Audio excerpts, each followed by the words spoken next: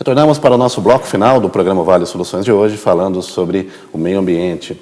Marcel, o DAI, a gente falava sobre isso no final do último bloco, com a sala de situação, que traz todo esse aporte que você mencionou. E nós percebemos que o Vale tem, nos últimos tempos, tido reviravoltas ambientais. Ilhabela, por exemplo, aconteceu aquele problema. Eu estava em Ilhabela naquele final de semana. Eu fiquei lá até meio que preso, que a energia onde eu estava só voltou na terça-feira, 2 dias depois. Houve falecimento, vários barcos viraram.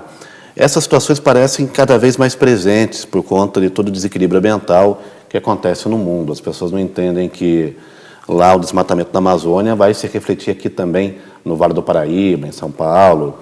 Lá Com certeza. O que acontece na Antártica, o derretimento também nos afeta. Sim. Tudo isso está interligado. Claro, o meio ambiente ele é um só. Ele não tem fronteira, né? A fumaça, o poluente que a gente faz aqui, ele atravessa as fronteiras e acaba contaminando a região, não somente o local, mas a região também. A gente tem essa...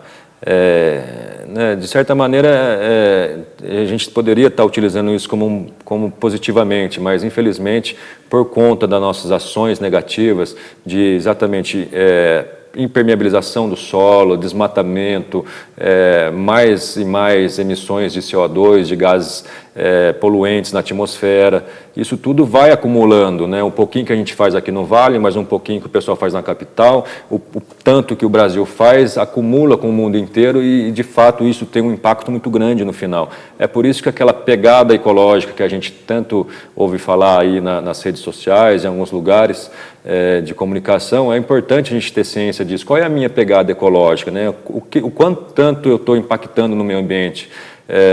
Porque a gente conseguir, né, mudar as nossas atitudes, acaba mudando o mundo também, porque a gente não muda somente a nossa atitude, mas a gente serve de exemplo para outras pessoas, para nossas próprias corporações que a gente trabalha.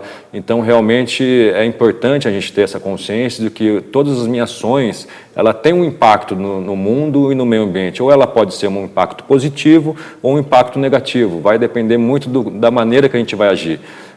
E pensando nisso, né, a gente tem justamente essa preocupação, né, de estar fazendo essa corrente, né, entre as cidades, de estarem desenvolvendo algumas atividades. A gente tem um grupo lá em Taubaté, a cidade onde eu resido, que é o grupo Somos Todos Centenários. Eles surgiram justamente por conta de uma árvore que a prefeitura arrancou, que tinha um símbolo muito grande no município. Era uma árvore centenária, com um valor histórico, cultural, paisagístico muito relevante para o município. Então, as pessoas se uniram por conta dessa árvore e até hoje, já fazem uns 10 meses já que essa árvore já foi tombada e até hoje esse grupo está ativo, tem monitorado o tipo de poda que a prefeitura tem feito, as supressões que têm acontecido em Taubaté, se reúnem para planejar plantio de árvores, enfim. Realmente, assim, são 5, 6, 10 pessoas, 30 pessoas que seja, que acaba cada dia mais aumentando, cada dia mais gente entrando no grupo de Face,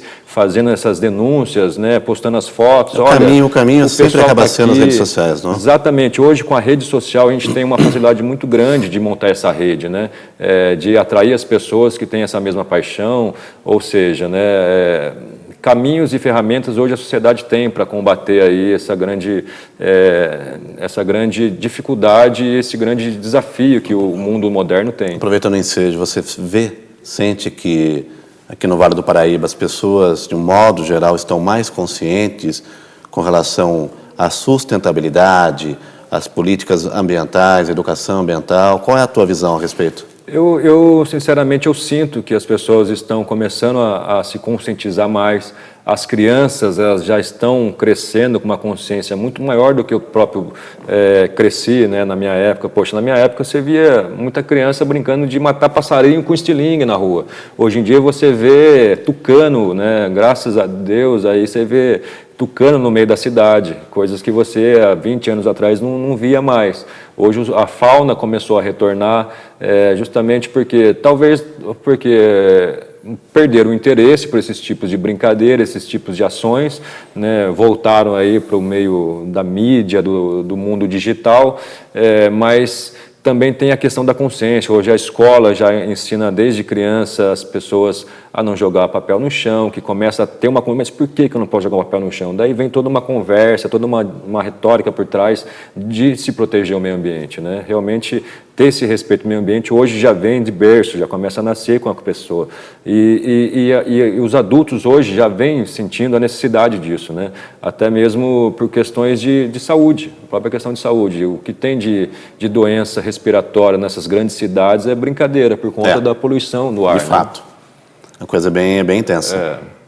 E assim, realmente é um efeito que a gente vai sentir ao longo do tempo. Eu corto uma árvore, corto 2 árvores, posso cortar as árvores todas da minha rua hoje.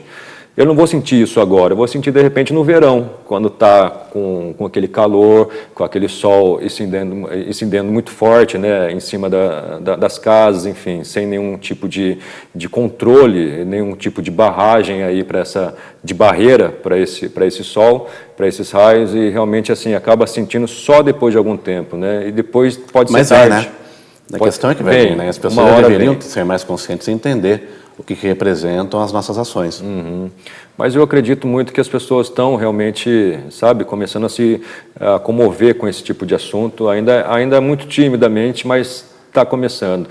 Mas, por outro lado, a gente fica meio chateado por conta das ações que hoje a gente vê na política nacional, vamos dizer assim, de meio ambiente. Muito perdido ainda. E acaba o pessoal está ainda batendo muita cabeça, era para destituir o Ministério do Meio Ambiente, não, vamos deixar o Ministério do Meio Ambiente, por tanta mobilização que o setor artístico, a comunidade científica, os ambientalistas se mobilizaram. Então, manteve o Ministério do Meio Ambiente, mas também não... Mas não pode ser figurativo. Não pode ser figurativo, né? Tem que ser um ministério atuante. Precisa ser. Não simplesmente lá de enfeite. A riqueza do Brasil se encontra em recursos naturais, né? A gente tem aí uma gama imensa aí tanto de água, petróleo, o próprio nióbio, a maior reserva mundial de nióbio no Brasil, manganês, ou seja, nossa riqueza... Chineses estão no Brasil comprando manganês, nióbio, ouro... Exatamente. E sim, outros elementos. Isso tudo faz parte da natureza. Além dos commodities, né? Exatamente. Soja, frango, enfim.